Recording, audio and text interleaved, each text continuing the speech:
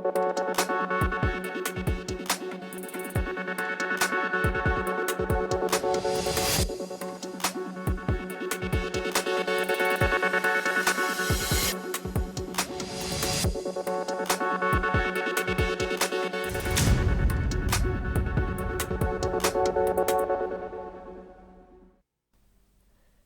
जन टीवी देख रहे हैं आप। मैं श्वेता शर्मा आपके साथ। खबरों की शुरुआत से पहले एक नजर डालेंगे अभी की हेडलाइंस पर। पहाड़ी क्षेत्रों में बदला मौसम का मिजाज। ओली में हुई सीजन की पहली बर्फबारी, तापमान में आई गिरावट, सर्दी तेज होने से घरों में दुबके लोग। ड्रग्स फ्री देवभूमि मिशन के तहत नैनीताल पुलिस को मिली कामयाबी, अवैध स्मैक के साथ तस्कर गिरफ्तार। एसओजी और लालकुआ पुलिस ने की कार्रवाई। रामनगर में पुलिस ने चलाया सघन चेकिंग अभियान, सीसीटीवी कैमरों की हुई जांच। 2 अभियुक्तों को चोरी की 4 बाइकों के साथ किया गिरफ्तार।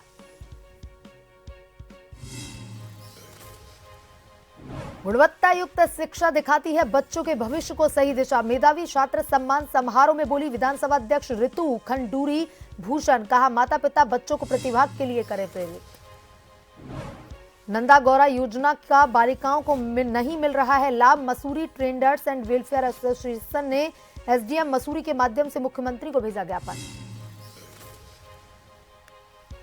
पहाड़ों में एक बार फिर से मौसम का मिजाज बदल चुका है। चमोली जिले के विश्व प्रसिद्ध क्रीड़ा और पर्यटन स्थल ओली में सीजन की पहली बर्फबारी शुरू हो चुकी है। यहां तो देर शाम से लगातार बर्फबारी हो रही है। बर्फबारी होने से एक बार फिर से तापमान में पहाड़ों में काफी गिरावट आ चुकी है। कड़ाके की ठंड महसूस की जा रही है। लोग अपने घरों में दुबकने के लिए मजबूर हो चुके हैं। तो वहीं एक और बात करें विश्व की खूबसूरत जगह ओली की। यहाँ की तकरीबन आधा फीट के आसपास बर्फ की चादर पूरी तरह से बिछ गई है, जिसके चलते यहाँ पर पहुंचे हुए सैलानी ताजा बर्फबारी का काफी लुत्फ उठा रहे हैं। ग्रामीण इलाकों में एक बार फिर से बर्फ की चादर पूरी तरह से ढकी हुई नजर आ रही है।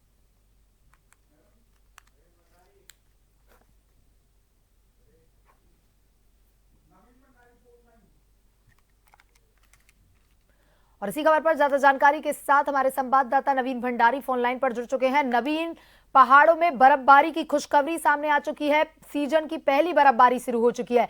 किस तरह का माहौल वहां पर दिख रहा है, क्योंकि पहाड़ जो है वो सफेद चादर से ढके हुए नजर आ रहे हैं। क्या कुछ वहां का माहौल?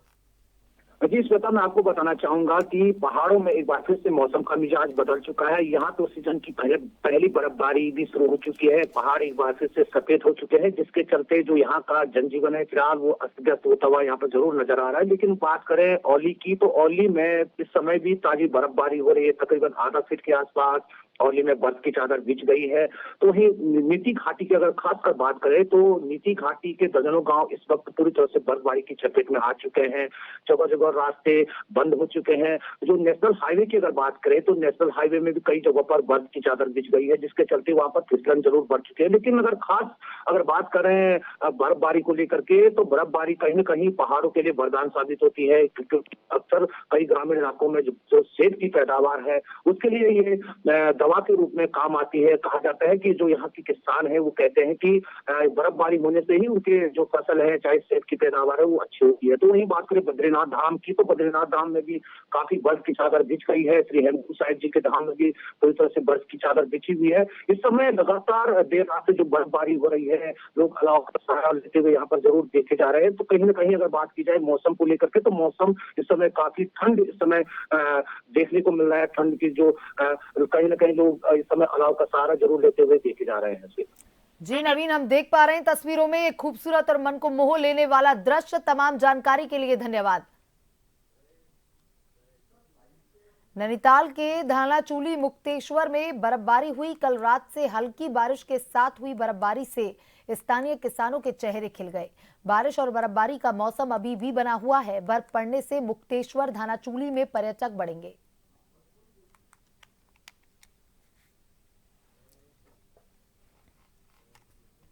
आखिर मौसम विभाग की भविष्यवाणी सच साबित हो गई है। रविवार रात से ही लोहाघाट क्षेत्र में मौसम का मिजाज बिगड़ा हुआ था, तो वहीं सोमवार सुबह से क्षेत्र में मौसम का पहला हिमपात शुरू हुआ।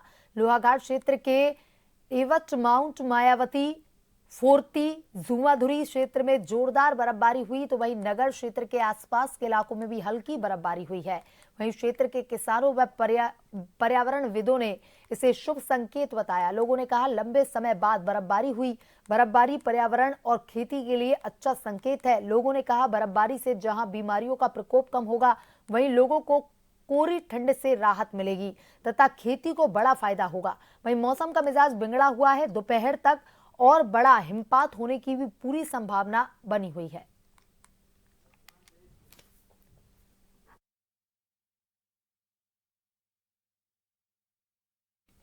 और इसी खबर पर ज्यादा जानकारी के साथ हमारे संवाददाता लक्ष्मण विश्व फोन लाइन पर जुड़ चुके हैं। लक्ष्मण, पहली खुशखबरी, बर्फबारी पहाड़ों में शुरू हो चुकी है, किस तरह का दृश्य वहां पर दिख रहा है?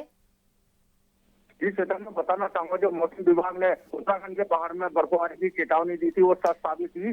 बहुत सोमवार सुबह से जो है लोहागढ़ और चंपावत क्षेत्र में जो बर्फबारी हुई, इससे जो पहाड़ है हमारे पूरे बर्फ की सफेद चादर से ढके हुए हैं। लोग जमकर जो बर्फबारी का आनंद उठा रहे हैं। अभी भी मौसम जो बिगड़ा हुआ है, अभी भी बर्फबारी की जो संभावना यहाँ बनी हुई है और मौसम का जो पहला हिमपात हुआ उससे किसानों के चेहरे भी खुले हैं, साथ ही जो है ठंड भी जो वापस लौट आई है। जी श्वेता। जी लक्ष्मण, वहां पर पर्यटकों की संख्या किस तरह की दिख रही है, क्योंकि अब पहली बर्फबारी शुरू हो चुकी है और ऐसे में किसानों के लिए ये बर्फबारी कितनी फायदेमंद साबित होगी?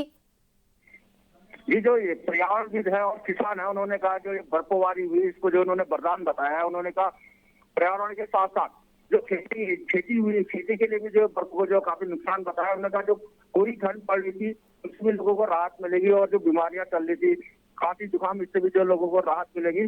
फिलहाल पर्यटक भी जो काफी संख्या में जो यहाँ के एयरपोर्ट माउंटेन है, मायावती है, अन्य क्षेत्रों में बर्फबारी का लुत्फ उठा रहे हैं। जी श्वेता। जी लक्ष्मण, तमाम जानकारी के लिए धन्यवाद। एसएसपी नैनीताल प्रहलाद मीना के कुशल नेतृत्व में ड्रग्स फ्री देवभूमि मिशन के तहत नैनीताल पुलिस को एक बड़ी कामयाबी हाथ लगी, जहां भारी मात्रा में स्मैक बरामद की गई। आपको बता दें एसओजी और लालकुआ पुलिस टीम में 122.26 ग्राम अवैध स्मैक के साथ एक तस्कर को गिरफ्तार किया है। मुख्यमंत्री धामी की ओर से युवाओं को नशे से बचाने के लिए चलाए गए ड्रग्स फ्री देवभूमि मिशन 2025 अभियान को सफल बनाने के लिए वरिष्ठ पुलिस अधीक्षक नैनीताल द्वारा जिले के सभी प्रभारियों को नशे के खिलाफ अभियान चलाने, सघन चेकिंग कर नशे के तस्करों के खिलाफ सख्त कार्रवाई के निर्देश दिए गए हैं।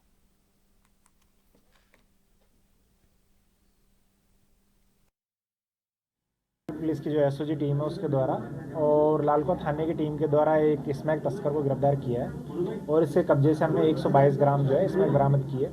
बेसिकली अभियुक्त किच्छा का रहने वाला है और प्रारंभिक जो पूछताछ है उसके आधार पर ये बिलासपुर उत्तर प्रदेश से स्मैक लाकर और नैनीताल में अलग अलग जगह सप्लाई करने का काम करता था। जहाँ से लाया और जिनको सप्लाई करा था उन पर भी पुलिस अब जाँच कर रही है और उसमें भी आगे कार्रवाई की जाएगी।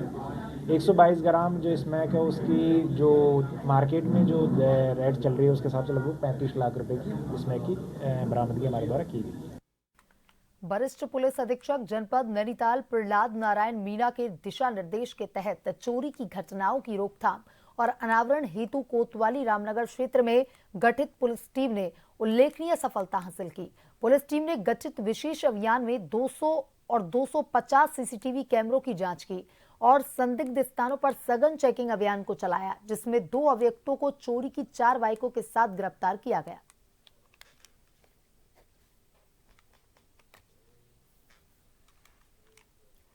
बीजेपी सरकार के मंत्री धन सिंह रावत द्वारा कांग्रेस के वरिष्ठ नेता और पूर्व कांग्रेस प्रदेश अध्यक्ष प्रीतम सिंह पर अनर्गल टिप्पणी के बाद से ही कांग्रेसी कार्यकर्ताओं में उबाल है।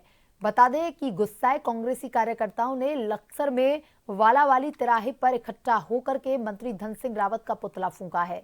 साथ ही मंत्री धन सिंह रावत बीजेपी पार्टी मुर्दाबाद के नारे लगाए गए। इतना ही नहीं, कांग्रेसियों ने मंत्री धन सिंह रावत पर भ्रष्टाचार के आरोप लगाते हुए कहा कि यहां उत्तराखंड में बीजेपी की सरकार है और बीजेपी की सरकार में कोऑपरेटिव विभाग से लेकर के शिक्षा स्वास्थ्य विभाग मंत्री धन सिंह रावत के पास है, जिनमें जमकर घोटाले और भ्रष्टाचार किए जा रहे हैं।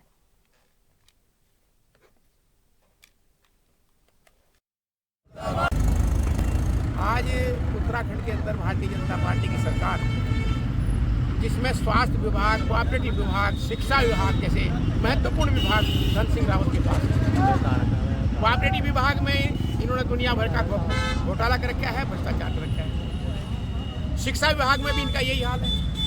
आज पूरे प्रदेश के अंदर जो स्वास्थ्य व्यवस्था है, जो स्वास्थ्य विभाग के मंत्री हैं, किसी हॉस्पिटल में डॉक्टर नहीं है, कहीं दवाई नहीं है। तो ऐसी होच-पोच व्यवस्था होगी प्रदेश की कि माननीय मंत्री जी को कोई चिंता है नहीं।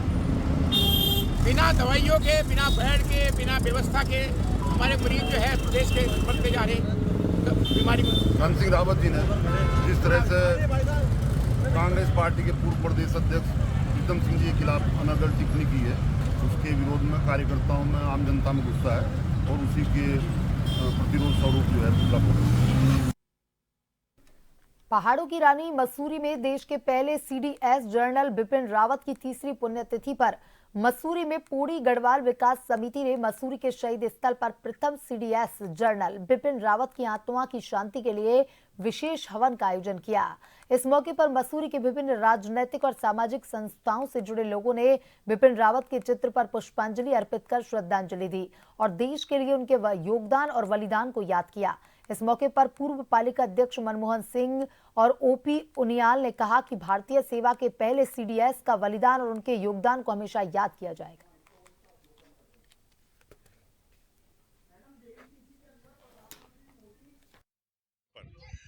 हमारे स्वर्गीय जनरल बिपिन रावत जी को तीसरी श्रद्धांजलि यहाँ पर देने आए हैं, क्योंकि जनरल बिपिन रावत बहुत जल्दी वो देश की जो कमान उनके हाथ में थी आर्मी की, वो जल्दी छोड़कर चले गए। और Mussoorie traders and welfare association द्वारा मुख्यमंत्री को एसडीएम मसूरी के माध्यम से मसूरी में सरकार की महत्वाकांक्षी नंदा गौरा योजना का बालिकाओं को लाभ नहीं दिया जाने को लेकर ज्ञापन भेजा गया। Mussoorie traders and welfare association अध्यक्ष रजत अग्रवाल ने कहा कि उत्तराखंड सरकार द्वारा राज्य की बालिकाओं के उत्थान के लिए सरकार की महत्वाकांक्षी योजना नंदा गौरा योजना शुरू की गई, जिसका लाभ राज्य की अनेक कन्याओं को मिल रहा है, परंतु मसूरी में इस योजना का लाभ बालिकाओं को नहीं मिल रहा। उन्होंने बताया कि योजना के तहत कन्याओं के जन्म पर जहां 11,000 की धनराशि दी जाती है, तो वहीं बेटियों के 12वीं कक्षा उत्तीर्ण कर स्नातक अथवा डिप्लोमा में प्रवेश लेने पर 51,000 की धनराशि प्रदान की जाती है। इस योजना ने बेटे और बेटी में फैली असमानता को खत्म करने का काम किया। योजना का लाभ लेने के लिए वित्तीय वर्ष 2023-24 से पात्र लाभार्थियों के आवेदन की ऑनलाइन व्यवस्था सुनिश्चित की गई है, जिसके तहत पोर्टल पर लगातार आवेदन आ रहे हैं। मुख्यमंत्री उत्तराखंड सरकार की एक बहुत ही महत्वाकांक्षी योजना है, जिसका नाम है नंदा गौरा योजना। जिस योजना के तहत लड़की के जन्म पर 11,000 रुपए और लड़की जब 12वीं कक्षा पास करती है, उत्तीर्ण करती है, तो उस लड़की को, उस छात्रा को 51,000 रुपए दिए जाते हैं। इस कड़ी में, इस योजना में माननीय मुख्यमंत्री जी द्वारा साफ कहा गया है कि जो भी लड़की 12वीं पास करेगी उसे 51,000 रुपए की धनराशि सरकार द्वारा बाल विकास आयोग द्वारा दी जाएगी।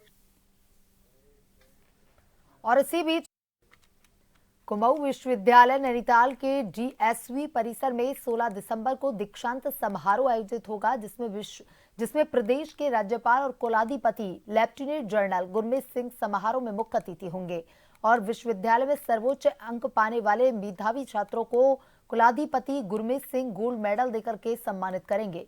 कुमाऊं विश्वविद्यालय के कुलपति प्रोफेसर दीवान सिंह रावत ने बताया कि इस वर्ष अपनी पीएचडी पूरी कर चुके 182 अभ्यर्थियों और 3 अभ्यर्थियों को मानद कुलाधिपति उपाधि देकर के सम्मानित करेंगे, जबकि दीक्षांत समारोह में लगभग 19,000 छात्र छात्राओं को डिग्री प्रदान की जाएगी। जो गवर्नर साहब हमारे हैं, उन्होंने 16 दिसंबर का टाइम दिया है, तो आज executive council and academic council में उस डेट को अप्रूव किया गया। ये 16 तारीख को 11 बजे प्रोग्राम शुरू होगा हमारा। एंड इस साल 19,570 बच्चों को डिग्री मिलेगी यूजी एंड पीजी, एंड 182 बच्चों को पीएचडी डिग्री मिलेगी। जनपद उत्तरकाशी के सरस्वती विद्या मंदिर चिन्याली सोड़ में आयोजित मेधावी छात्र सम्मान समारोह में मुख्य अतिथि विधानसभा अध्यक्ष ऋतु खंडूरी भूषण ने सरस्वती और विद्या मंदिर स्कूल बच्चों को संस्कारवान शिक्षा देकर शिक्षा को अच्छे नागरिक जिम्मेदार व्यक्तित्व की सराहना की। विधानसभा अध्यक्ष ने मेधावी छात्रों को सम्मानित किया। विधानसभा अध्यक्ष ने बताया कि शिक्षा देना आम बात है, लेकिन संस्कारवान और गुणवत्ता युक्त शिक्षा देकर बच्चों के भविष्य को सही दिशा दिखाती है। बच्चों की प्रथम पाठशाला घर होती है। माँ बाप एवं गुरु द्वारा दी गई शिक्षा गुणवत्ता परक शिक्षा से आगे चलकर समाज का प्रतिनिधित्व एवं समाज सुधारक कार्य करते हैं। विधानसभा अध्यक्ष रितु खंडूरी ने बच्चों की रुचि शिक्षा के साथ साथ संगीत, सांस्कृतिक, खेलकूद एवं सामाजिक कार्यों में हो। माता पिता को अपने बच्चों को प्रतिभाग करने के लिए प्रेरित करना चाहिए। बच्चों की तादाद देखकर मुझे बहुत खुशी हुई कि यहाँ पर इतने सारे बच्चे पढ़ रहे हैं और यहाँ पर अभिभावकगण भी पहुँचे हैं। यहाँ पर आज मेधावी छात्रों को हमने सर्टिफिकेट्स दिए हैं, बहुत ज़्यादा प्रसन्नता है, अच्छा लगा। यहाँ पर बच्चों ने अपनी कलाएं भी दिखाई और मुझे प्रसन्नता इस बात की है कि हमारे दूर दराज इलाकों में भी बहुत सुंदर स्कूल चल रहे हैं और जो प्रयास हमारा है कि हम बच्चों को अच्छी शिक्षा दे सकें, जो हमारे नौनिहाल हैं उनको हम अच्छी शिक्षा के साथ साथ अच्छे संस्कार दे सकें, वो विद्या मंदिर के माध्यम से होते हुए मुझे नज़र आता है चारों तरफ। तो मैं चिन्याली सौड़ में जो विद्या मंदिर चल रहा है उनके प्रधानाचार्य जी को बहुत सारी शुभकामनाएं और बधाई देती हूँ। चंपावत जिले के वाराकोट ब्लॉक के कालाकोट में 29 गांवों के सहयोग से चल रहे 22 दिनी जागर का रविवार को भूमिया देवता की पूजा अर्चना के साथ समापन हुआ। इस दौरान देव डांगरों ने अवतरित होकर भक्तों को अपना आशीर्वाद दिया। समापन अवसर पर हजारों की संख्या में श्रद्धालु मौजूद रहे। इस दौरान भूमिया देवता के जयकारों से पूरा मंदिर गूंज उठा। क्षेत्र के सामाजिक कार्यकर्ता नवीन कालाकोटी ने बताया कि समिति अध्यक्ष उमेश कालाकोटी के दिशा निर्देश पर 29 गांव के ग्रामीणों के सहयोग से बरसों बाद 22 दिनी जागर का गांव में आयोजन किया गया। इष्ट देव की कृपा से आज जांगर का सफल समापन हुआ। नवीन कालाकोटी ने जांगर के सफल संचालन के लिए आयोजन कमेटी अध्यक्ष सदस्यों और 29 गांवों के ग्रामीणों व विशेष तौर पर प्रवासियों, युवाओं व मातृशक्ति को धन्यवाद दिया।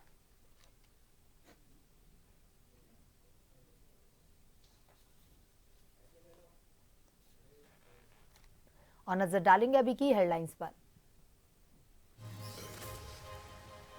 पहाड़ी क्षेत्र में बदला मौसम का मिजाज। ओली में हुई सीजन की पहली बर्फबारी। तापमान में आई गिरावट। सर्दी तेज होने से घरों में छिपे लोग।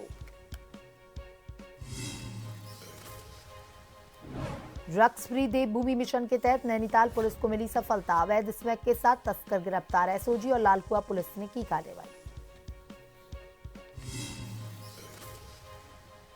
रामनगर में पुलिस ने चलाया सघन चेकिंग अभियान। सीसीटीवी कैमरों की हुई जांच। 2 अभियुक्तों को चोरी की 4 बाइकों के साथ किया गिरफ्तार।